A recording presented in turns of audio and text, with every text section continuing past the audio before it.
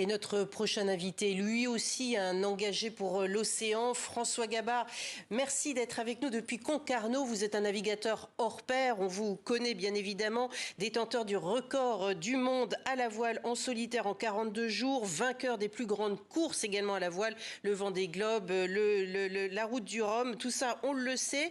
Vous êtes également un entrepreneur, on va en parler dans un instant, mais un mot tout d'abord sur les avancées dont on vient de parler, obtenues à cette conférence des Nations Unies sur l'océan, ses acquis sur la haute mer, sur les aires marines protégées.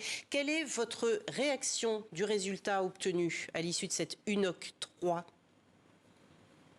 Je trouve qu'on va dans le bon sens avec déjà avoir ce sommet mondial pour les océans, mettre l'océan au cœur du débat, c'est quand même quelque chose de très important et on ne peut que s'en réjouir. Les choses vont dans le bon sens. Après, est-ce que ça va assez vite? C'est toujours pareil. Non, probablement, il y a encore beaucoup de frustration parce que il y a plein de choses qui devraient aller encore plus vite pour protéger les océans. Mais ça avance, voilà, on en parlait là juste avant, tout ce qui est les traités sur la haute mer, c'est quand même un énorme progrès par rapport à ce qui se faisait il y a encore quelques années. Donc voilà, j'essaye d'être toujours optimiste et positif et je vois le bon côté des choses. Et voilà, il y a plein de choses qui ont bien avancé, que ce soit sur la compréhension, l'exploration scientifique et ou pour la protection de la haute mer. On peut se satisfaire de ce sommet. François Gabard, en revanche, pas d'engagement sur le transport maritime durable. C'est un sujet qui pourtant est central pour vous, puisque lorsque vous portez votre casquette d'entrepreneur, c'est la casquette Vela, puisque c'est vous qui avez cofondé cette première entreprise de transport 100% éolien. De ce côté-là, c'est une déception? Oui, bah alors, évidemment, c'est avec moi, le sujet sur lequel je travaille principalement, c'est la mobilité maritime et la décarbonation de la mobilité maritime. En effet, avec Vela, on propose une solution de transport 100% à la voile entre l'Europe et les États-Unis.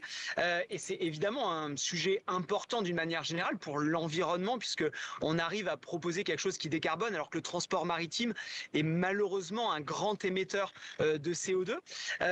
Donc ouais, c'est dommage évidemment qu'on n'ait pas pu plus en parler, mais c'est pas pour autant que les choses n'avancent pas. On a la chance d'avoir une super filière en France avec beaucoup de projets qui entreprennent et qui vont dans le bon sens.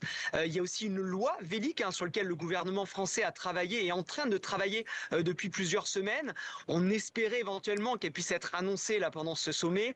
Je reste convaincu qu'elle va être promulguée dans les semaines qui viennent. Donc voilà, les choses avancent. Ce n'est pas peut-être au centre de cette UNOC, mais croyez-moi, on est beaucoup à pousser et à faire en sorte qu'on arrive à trouver des solutions pour la décarbonation du transport maritime. Donc, François Gabard, il nous reste quelques secondes. On peut imaginer un jour un fret maritime à l'éolien, au vent? Ça va aussi vite? Bien sûr. Bien sûr, bah alors j'ai la chance de pouvoir justement d'avoir pu naviguer sur des bateaux extraordinaires, le trimaran et vers l'Arctique très récemment. On est capable de traverser l'Atlantique en quelques jours.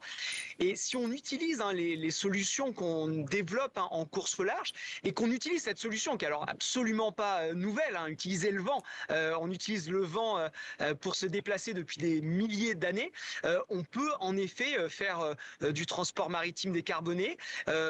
On a une proposition aujourd'hui avec la société Vela qui existe, qui fonctionne avec une réalité économique qui fonctionne. Donc oui, c'est possible. En revanche, et je pense que c'est important de le dire aussi, il faut aussi évidemment diminuer notre mobilité globale et essayer de consommer moins de produits qui arrivent à l'autre bout du monde. On va essayer Nous, on travaille pour essayer de décarboner les choses qui sont indispensables. Merci beaucoup, François Gabard, d'avoir attiré notre attention sur cette possibilité qui s'affiche maintenant. Et merci beaucoup d'avoir été avec nous en direct depuis Concarneau.